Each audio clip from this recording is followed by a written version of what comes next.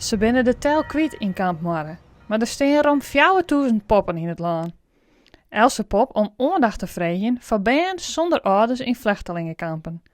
Nadat het klaar is, viel dat voor de organisatie als een ontlading. Ergens werken staan toch ergens naar daar. Hè? Dat je mij zien er even bij stilstaan. Een soort van bezinning. Dus een ontlading zoek ik het nemen willen. Een slagenproject.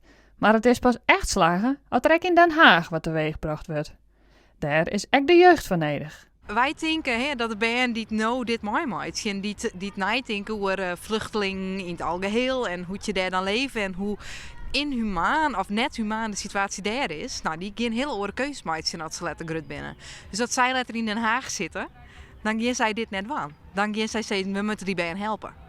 En dat is denk ik heel belangrijk. Dus we werken net alleen van nu, maar ook onder de toekomst. Ik vond het wel een heel goed ding om dat te doen. Want die vluchtelingen die zitten er wat. En een band een liefdevol thuis te hebben. En net daar in een kamp met bare omstandigheden. Dus ik vind het wel heel goed.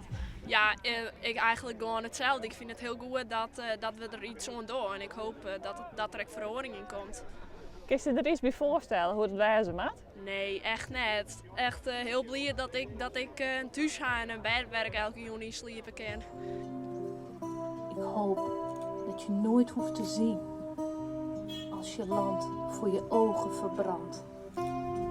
Ik hoop dat je nooit hoeft te smeken om asiel in een veilig land.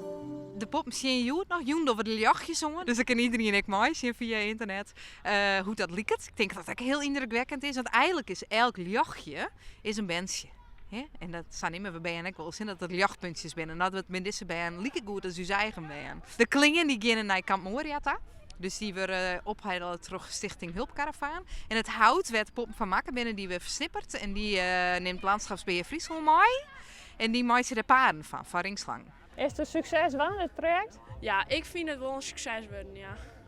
Doe ik? Ja, ik zie dit echt net toch. Maar het is wel grut uitpakt.